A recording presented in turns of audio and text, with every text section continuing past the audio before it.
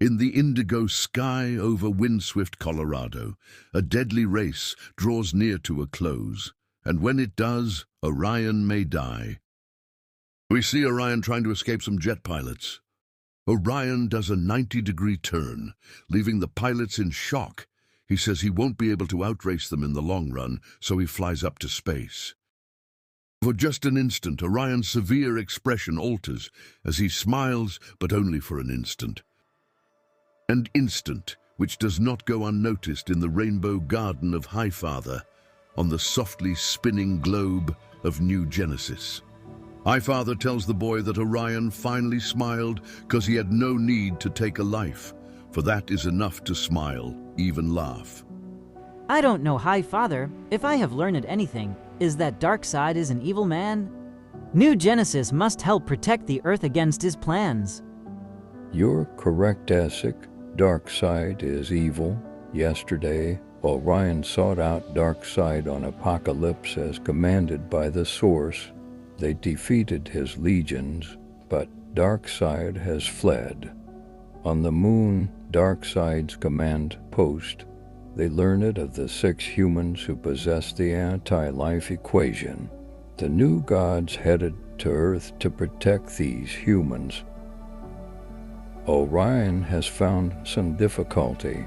A general named Maxwell Torch. The general believes Orion to be a spy. We can only hope Orion persuades him. Darkness has settled over Denver International Airport, and in the shadows, the hunter arrives.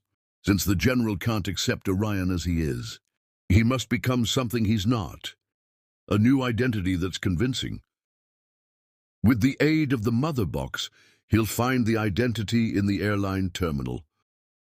The mother box has chosen a human that resembles his physique, but more importantly, because of his identity. But as Orion solves one problem, in a hidden command center, another potential crisis is set into motion. Darkseid, who seeks the anti-life, is pleased to hear to arrive at their objective before morning. Gordon asks to torture the slave, but Darkseid rejects and allow the slave to live another day. If all goes well, Darkseid will be one step closer to obtaining the anti-life and claiming the universe for his own. A blip on the radar screen, here in the muddy delta below New Orleans, the blip takes on reality. Is a weirdly alien submarine drives northward up the Mississippi and surfaces beside an abandoned wharf in the township of Algiers. Day comes to New Orleans. It's humid and warm as always in the summer months. Apartments, unlike the French quarter digs of singers Lorraine Hampton, who is only now coming to accept reality of what occurred the night before. A being coming to Earth to see her because of this anti-life equation. She believes all that Metron has told her, except how a cabaret singer like her has information that can get her killed. She hears a knock on the door. It's her agent.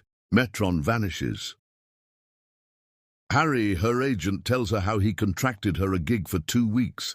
Lorraine pays no mind, while a spectator listens closely. And as the dawning sun continues westward, Orion, disguised as Anthony Masters. He heads the SACI security office. The mother box senses danger from Apocalypse.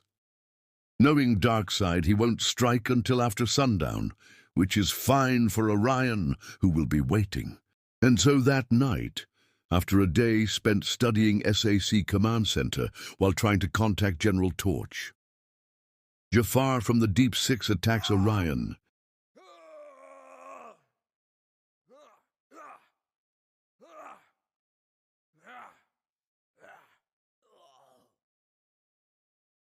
The soldiers hear the commotion upstairs. The corporal immediately calls MPS and General Torch. As Orion continues to attack, his face begins to change. He forces Jafar to tell him Darkseid's plan. Jafar was sent as a decoy to distract Orion, while the true attack occurs in New Orleans. The soldiers run up to Orion and tell him to hold it. Orion refuses, and the soldiers shoot him. Then appears Maxwell Torch, the general.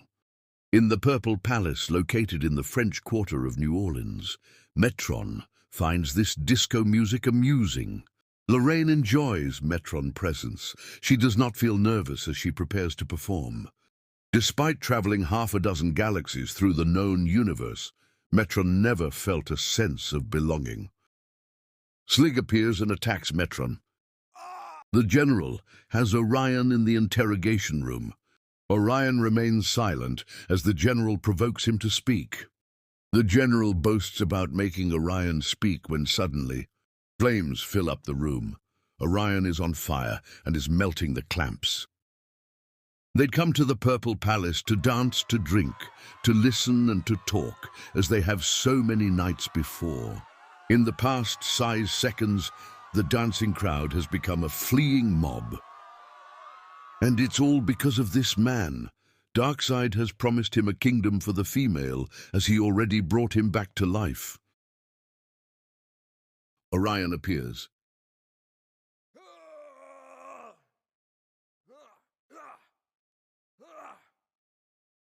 Perhaps it is the sound of his father's name that brings Orion to full fury. Perhaps, but whatever the cause, the light of livid rage burns suddenly bright in the hunter's eyes. And when he strikes, it is with full killing force. Of all his powers, it is this which makes Orion feared, the astroforce capable of shifting worlds in their orbit, or shattering the binding force which holds all matter together. But simply Slig shutters and begins to come apart. Within seconds, the deed is done, and only a rain of grey ash remains to prove the monster's reality. What has happened is not a pretty sight. And for one observer at least, the sight has been too painful even for tears. It's not in this god's nature to feel remorse, for his heritage is, at best, a cruel and brutal one. But tonight, he does feel regret, and as best he can, he tries to comfort. So, my son, you've won this round, it seems, yet in the winning, you've lost far more than you know. Each time you kill, you become more and more the true son of Darkseid. And someday, who knows? The father may claim his son.